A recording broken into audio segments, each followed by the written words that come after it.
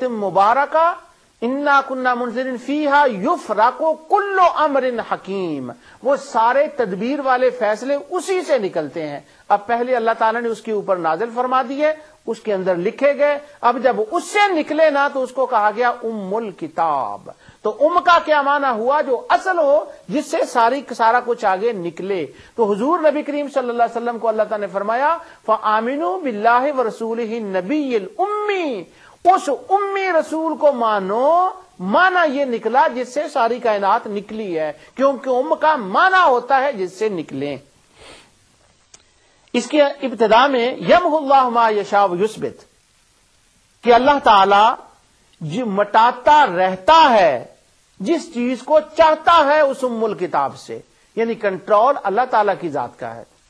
یہاں میں چھوڑ رہا ہوں، مجھے وہ بات تنگ کر رہی تھی۔ علامہ قاضی ثناء اللہ پانی پتی مظہری رحمۃ اللہ تعالی نے حضرت امام ربانی مجدد الفسانی رضی اللہ عنہ کے حوالے سے یہاں ایک بات لکھی تھی، وہ ٹائم نہیں رہے گا اس کا، تو میں آپ کو کا معنی بناتا ہوں جو اصل ہو۔ اور پہلی آیت جو 158 ہے، اس کی جو آیت شروع ہوتی ہے وہ ہے قل یا ایھا الناس انی رسول اللہ الیکم جمیعا، تم فرما دو اے لوگو میں تم سب کی طرف سے اللہ کا رسول بن کر آیا ہوں۔ اور پھر فرمایا ان نبی الامی، نبی امی پر رسول ایمان لاؤ۔ تو یہ آیت جو ہے اس کی ابتدا میں ایک لفظ ہے یا ایھا الناس، تو یا ایھا الناس نبی کریم صلی اللہ علیہ وسلم نے فرمایا ہے لوگوں میں تم سب کی طرف اللہ کا رسول بن کر آیا ہوں۔ اب اگر ہمارے پوائنٹ آف ویو سے سوچیں تو ہم کہیں گے کہ یا ایھا الناس کا مطلب یہ ہے کہ وہ ساری کائنات رسول اللہ کے سامنے تھی اور حضور ان کو مخاطب ہو کر فرما رہے ہیں، جو قیامت تک پیدا ہونے والے تھے حضور ان کو یا فرما رہے ہیں کیونکہ حضور کے وہ سامنے تھے۔ تو حضور، لیکن یہ معنی علماء خوارج کو ہضم نہیں ہوتا، وہ یہ نہیں کہتے کہ وہ سامنے تھے، وہ کہتے ہیں کہ نہیں وہ سامنے نہیں تھے۔ اب یہاں ایک مشکل ان کو پیش آتی ہے، وہ یہ کہ جب وہ سامنے نہیں تھے، ابھی ہم پیدا نہیں ہوئے تھے، میں پیدا نہیں ہوا تھا، جو میرے ناظرین ہیں اس وقت دنیا روئے زمین میں یہ پیدا نہیں ہوئے تھے، صدیاں پہلے لوگ پیدا نہیں ہوئے تھے، بعد میں پیدا جو ہونے والے ہیں وہ حضور کے سامنے نہیں تھے۔ تو آپ کے خیال میں تو یا صرف اس کو کہا جاتا ہے جو سامنے ہو، جس کو آپ دیکھیں آپ اس کو یا کہیں، جو سامنے نہیں اس کو آپ یا نہیں کہہ سکتے۔ اسی معنی میں خوارج کا استدلال ہے کہ یا رسول اللہ کہنا شرک ہے کیونکہ رسول اللہ صلی اللہ علیہ وسلم سامنے نہیں ہے۔ لیکن اس آیت میں دیکھیں، اس آیت میں حضور کو نبی الامی فرمایا گیا ہے۔ اللہ تعالیٰ فرماتا ہے یا ایھا الناس، حضور تم فرما دو یا کہہ دو۔ تو سارے جہان کو حضور یا کہہ رہے ہیں، تو کیا وہ سارا جہان آپ کے حساب سے حضور کے سامنے تھا؟ تو وہ سامنے تو نہیں تھا، تو وہ حضور ان کو یا فرما رہے ہیں۔ اس کا معنی یہ ہوا کہ یا صرف اسی کو نہیں کہا جاتا جو سامنے ہو، نہیں، جو دل میں ہو، جو ذہن میں ہو، اس کو بھی یا کہا جاتا ہے۔ اب حضور کائنات کو یا فرما رہے ہیں، آپ کے حساب سے وہ سامنے نہیں تھے، آپ کے حساب سے تو یہ حضور کے وہ دماغ میں تھے، تو لہٰذا جو دماغ میں ہو اس کو یا کہہ کر مخاطب کر سکتے ہیں۔ تو چلو یا رسول اللہ کی باقی تعبیریں خوارج نہ مانے، کم از کم یہ تو مان لیں کہ جب ہم یا رسول اللہ کہتے ہیں تو اس آیت کے اعتبار سے رسول اللہ کا تصور ہمارے ذہن میں ہوتا ہے، ہم اس اعتبار سے یا رسول اللہ کہتے ہیں۔ تو کم از کم اتنی بات سوچ کر ہی ذرا شرک کی جو چھری ہے اس کو تھوڑی دیر کے لیے نیچے رکھ دیں، اس سے ہر ایک کو ذبح نہ کریں، اس شرک کی چھری سے، اسی تلوار سے، ان تیروں سے نہ ماریں جو حذیفہ بن یمان نے جو بتائے تھے رضی اللہ تعالیٰ عنہ کی روایت میں جن کا ذکر آیا ہے۔ تو یا کا معنی یہ نہیں ہوتا کہ جو سامنے ہو، جو سامنے نہ ہو اس کو بھی یا کہا جاتا ہے، کیونکہ اللہ تعالیٰ نے یا حضور سے کہلوا کر پوری کائنات کو مخاطب کیا ہے۔ تو اس آیت میں یہ ایک ایکسٹرا بات تھی جملہ معترضہ کے طور پر۔ پھر میں واپس آتا ہوں اس بات کا پر کہ حضور کو کہا گیا ام الکتاب، لوح محفوظ کو ام الکتاب کہا گیا، تو جس سے ساری چیزیں نکلیں، اور حضور امی ہیں۔ اب دوسری بات آیت میں آپ کے سامنے سورہ انعام کی 92 آیت اور سورہ شورا کی آیت نمبر 7، یہ دونوں آیتیں وہ ہیں جن کے اندر اللہ تعالیٰ نے مکہ مکرمہ کو ارشاد فرمایا۔ اللہ تعالیٰ فرماتا ہے وَلِتُنذِرَ أُمَّ الْقُرَىٰ وَمَنْ حَوْلَهَا، اور اسی طرح سورہ شورا کے اندر ہے کہ وَكَذَلِكَ أَوْحَيْنَا إِلَيْكَ قُرْآنًا عَرَبِيًّا لِتُنذِرَ أُمَّ الْقُرَىٰ ومن حولها وتنذر يوم الجمع لا ريب فيه. سورہ انعام میں 92 آیت میں اور اس کے سورہ شورى کے 7 آیت میں مکہ مکرمہ کو اللہ تعالی نے فرمایا یہ ام القریٰ ہے، یہ ماں ہے ساری زمین کی، سارے شہروں کی. اس آیت کی تفسیر میں آپ امام طبری سے لے کر شوکانی تک جس تفسیر کو اٹھا لیں آپ کو یہ بات ملے گی کہ مکہ کو کیوں کہا گیا. یعنی جیسے پہلے میں نے کہا نا ام الکتاب، لوح محفوظ کو کیوں کہا گیا.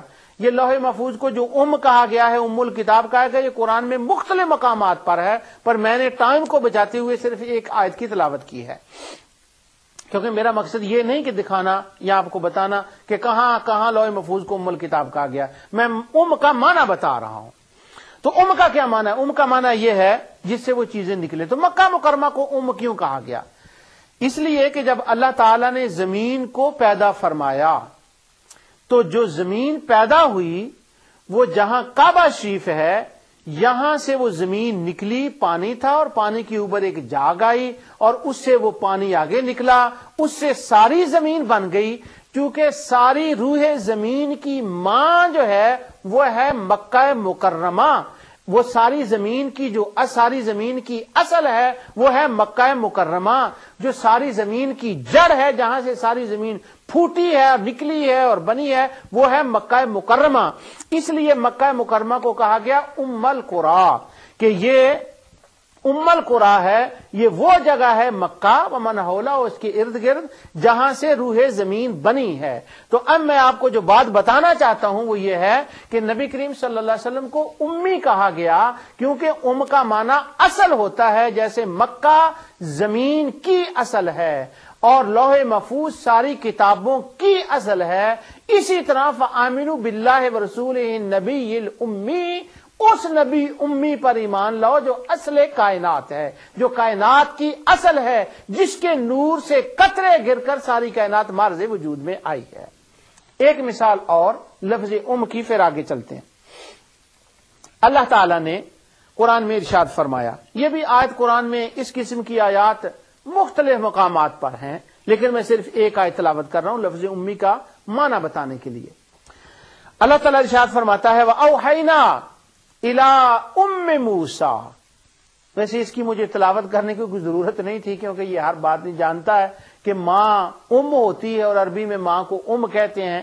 اس کی مجھے ضرورت نہیں تھی لیکن پھر بھی حصول ثواب کے لیے اور ایک دلیل عرض کرنے کے لیے اللہ تعالیٰ نے فرمایا ہم نے وحی کی ام موسیٰ کی طرف، حضرت موسیٰ کی ماں کی طرف.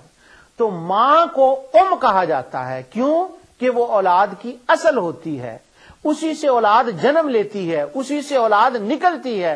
تو جو چیز اصل اور جڑ ہو اس کو قرآن میں کہا گیا ہے. ماں کو بھی کہا، مکہ کو بھی کہا، اللہ تعالیٰ نے لوح محفوظ کو بھی کہا اور مصطفیٰ کو بھی امی کہا. یہ معنی ہے رسول اللہ صلی اللہ علیہ وسلم کے امی ہونے کا.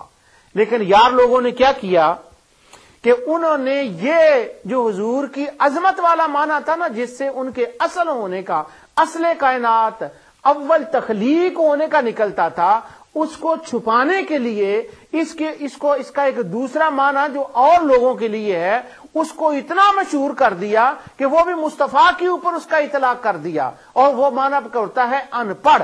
تو نعوذ باللہ نبی کریم صلی اللہ علیہ وسلم کو فآمنوا باللہ ورسولہ النبی الامی کا معنی ایک ان پڑھ کر دیا کہ وہ ان پڑھ ہیں. اس معنی میں نبی کریم صلی اللہ علیہ وسلم امی ہے.